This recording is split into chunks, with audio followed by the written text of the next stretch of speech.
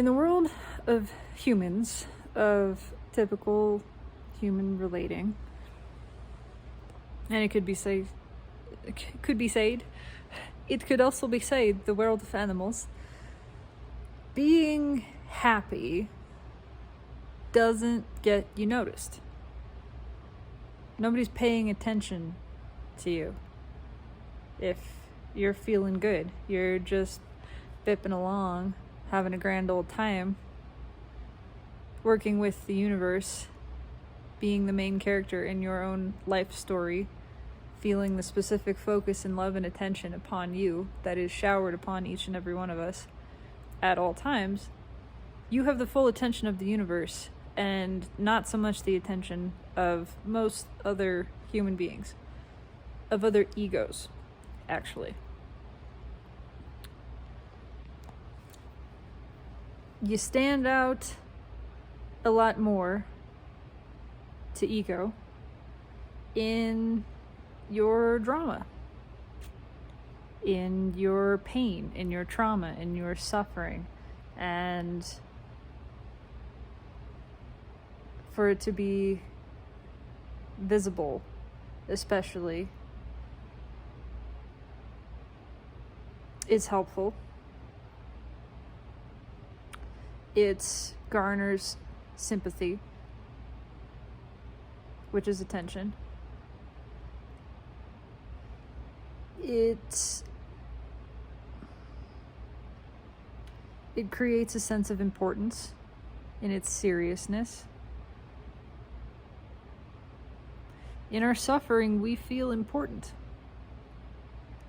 In our suffering, we get the attention, we get the recognition of other egos. Egos that either sympathize or in other ways add to the story, add to the narrative, sharing their own drama, their own experience of suffering, or wanting to talk about heroes and villains, good guys and bad guys, paint people into different camps, assign them roles in this drama, again, all adding to the apparent reality of it, and making it seem very important, and making everyone who is participating, who can say, I am a part of this, feel very important. And ego, this is not a judgment, this is not a shaming of anything, this is just an observation. Ego likes to feel important. It's really a big deal to ego that it feels important.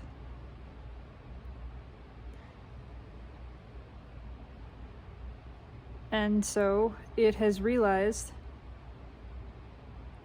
that it can inflate itself and its sense of importance, its sense of significance,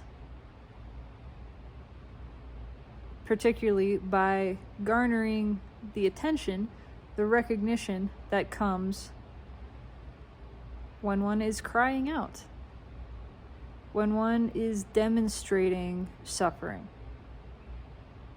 When I am demonstrating suffering, people come to my aid. They ooh and ah over me.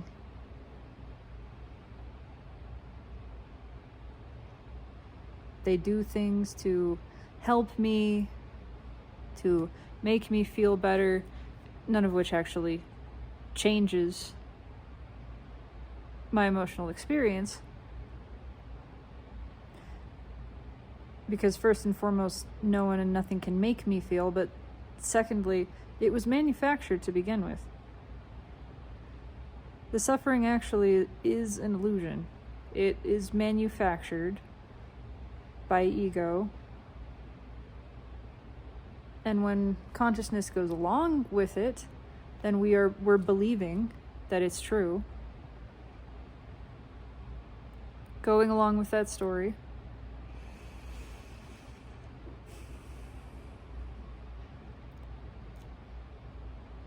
And so then there is a sense of satisfaction for ego in feeling inflated, in feeling validated in its experience of suffering,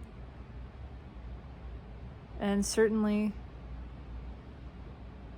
humans with other egos reward your demonstration of suffering for one reason or another, whether they call it noble, whether they believe you are proving your worth and your value.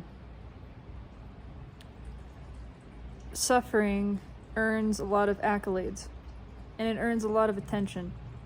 And on the flip side, if you are demonstrating your joy, if you are demonstrating your well-being, not only does that tend to get ignored and not noticed, but very often it's actually frowned upon. As if you are somehow flaunting your well-being in the face of all of this suffering, when really what you're doing is demonstrating the well-being of all. But it is curious and exposes the obvious favor of ego for suffering and the creation of drama, the perpetuation of this illusion, because that's where it lives. If the illusion is shattered, if the illusion that there is anything serious happening here, because there isn't. There is nothing serious happening here. There is no drama. All of it is made up. All of it's created. And again, that's not a judgment. That's not a shaming of it. We're here to play. We're here to have an experience, and there are parts of ourselves that want to experience the drama. But there are also parts of ourselves that want to wake up from it. And then, we can engage in the drama consciously, if we choose to do so, as fully aware, conscious beings. But that's not so fun for ego, because there's no ego involved in it really then.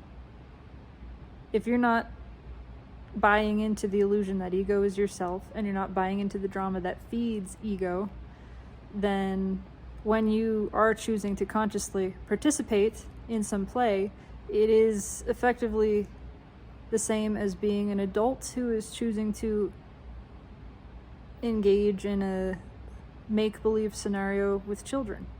And to the children, the scenario may feel very real. And to the adults, there's this layer in between you and the made-up scenario. You're choosing to engage in it and to engage fully, to engage your imagination, to really imagine yourself in this place. But you're aware all the time. There's this higher level of awareness of what's really going on here, that this is play, that this is make-believe. You're no longer lost in it, identifying with it. You're aware at all times of who you really are and what's really going on. It's the same thing when it's realized, when we start to catch and continuously see again and again ego trying to lead us into this trap of believing in drama, then we can see it trying to create the drama and just smile at it. And we can choose to entertain it, to just sort of playfully go along with it, or not. But even if we do, it doesn't have the same weight. It doesn't have the same impact. We're doing this for fun. We're playing with this for the experience of it, aware all the while that nothing serious actually is happening here. And so there is no false sense of importance to it. Ego can't inflate from it. It's not really involved. It's not really getting its jollies, because you're in on the secret that nothing is really happening here, and just kind of going, okay, we'll just go along with you, ego. We'll just play this little game. But if you're not taking it seriously, ego wants you to take it seriously. If you're not, it doesn't have any power, and it's not really gaining anything. It can't really inflate. So it's interesting. In the world of egos, demonstrating your suffering gets you attention. Demonstrating your well-being gets you ignored, possibly harsher things than that. possibly judged, possibly discriminated against. In the world of energy, well, first of all, there's no judgment and there's no discrimination.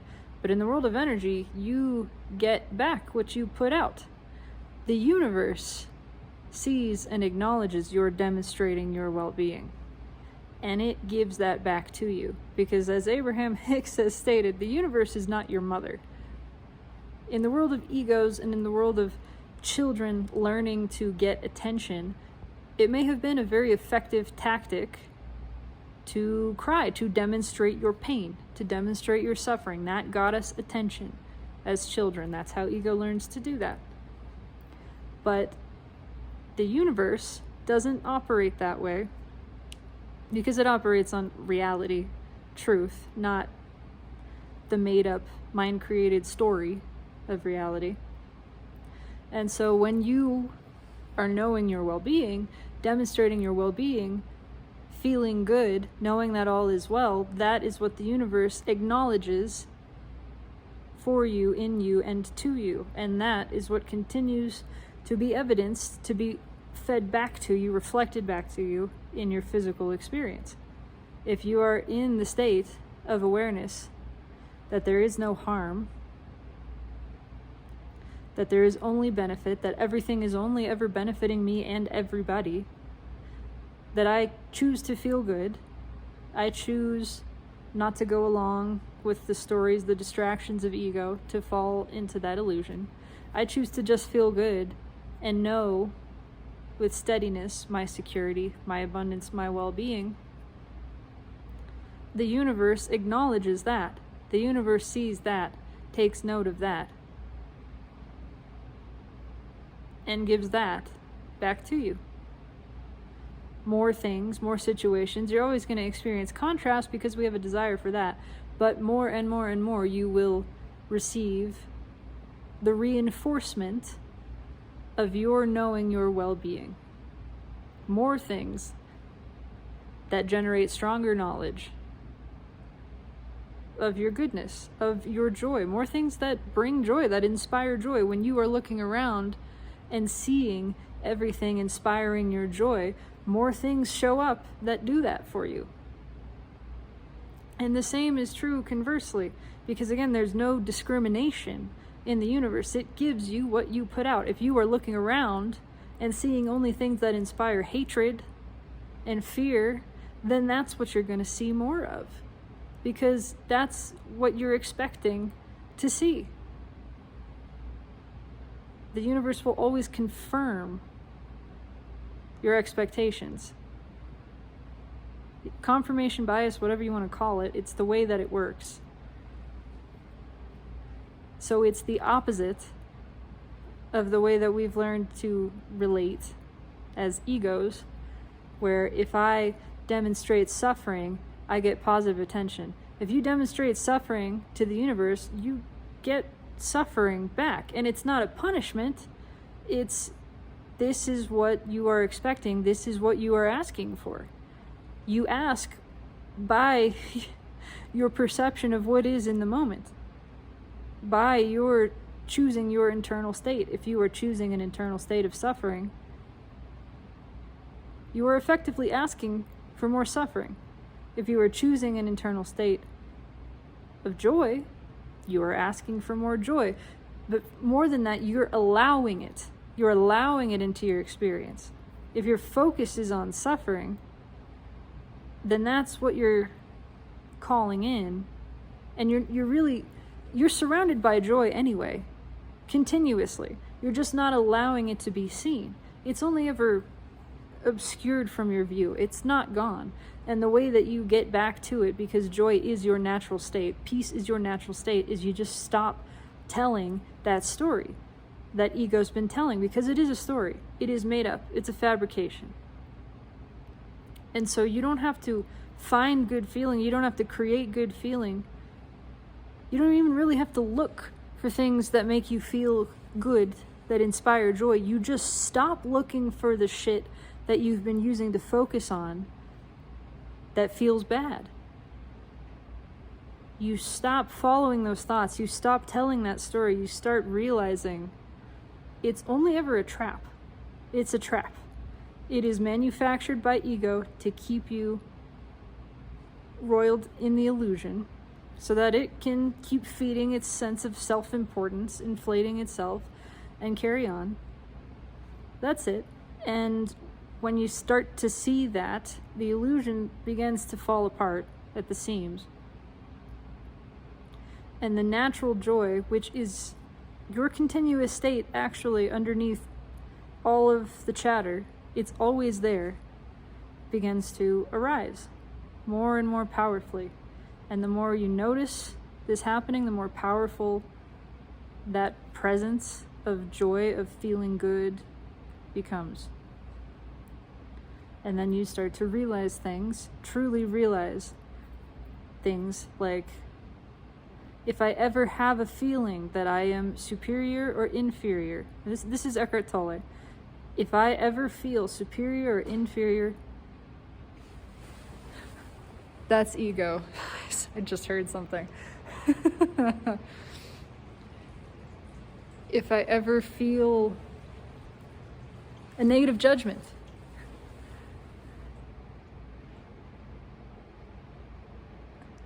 if I ever... weird things are happening. If I ever cast a negative judgment upon someone or something, that's ego. If I ever perceive a problem, that's ego. And so all of that is a part of adding to this illusion, creating this illusion of something serious, something dramatic that's feeding ego. And really, the only result of that is that I am distracted from my natural bliss. So if I want to get back to feeling good, and I have the power to do that, I just pay attention to any time any of those things happen, anytime ego starts to engage, and I just watch it, and I don't follow it. I know that it's creating an illusion. I know that it's making up a story. So whatever it's saying that involves feeling superior or inferior, that involves a negative judgment of anyone or anything, including myself, or the perception of a problem, I know that's all false. It's not true. And I can just stay right here. And you don't try to think your way out of it, because you can't defeat the mind with the mind, right? That's Eastern philosophy, and it's true. You get back to the body. You focus on something that's physically happening that you can sense in this moment. What can you smell? What can you feel? What can you hear? Use the senses of your body to ground you in presence, in the present moment, and to take you out of thought, because you don't need to go there. You don't need to follow that thought. Stay right here. Connect to right here, right now. Be in this moment. That's the only place you ever are. It's the only place you ever need to be. Don't let the feeling return to thinking. If you catch yourself in thinking, come back into the body again. Engage your senses in some way. And just stay here. And the more you stay here, the more the illusion becomes obvious. And the less enticing it becomes, the less power it has over you. The less ego in the mind is able to hook you with these thoughts. So then you realize, you remind yourself things like everything is genuinely always working out. Everything is working out. Everything is that ever happens, including this experience of ego trying to hook me, everything including this is to my benefit. This right now is to my benefit. And you feel that all is well. When you perceive that there is no harm that can possibly take place within or without yourself, that even your own mind cannot commit violence against you, you are well. When you dispel the illusion of harm, fear is banished on its own. And then you just sit in presence, feeling the joy and the bliss that is your natural state. Contentment, peace, comfort. And you look around and everything is beautiful. And that's where we're meant to be. That's what we're growing into. That's what we are becoming. Clearing our vision, awakening to the reality of what is. And that reality is eternal life in heaven. That's what those words mean. The reality of our continuous existence in a state of bliss. That is what is. And as we realize that, it's returned to us, it's demonstrated to us more and more clearly, more and more profoundly. And as each of us creates this as our individual experience of reality, it begins to blend into the shared experience. And then we are making heaven on earth by making our own individual heavens. By inhabiting those places, heaven spreads across all of this earthly plane. And then we've done it. And we get to just play forever. So it is.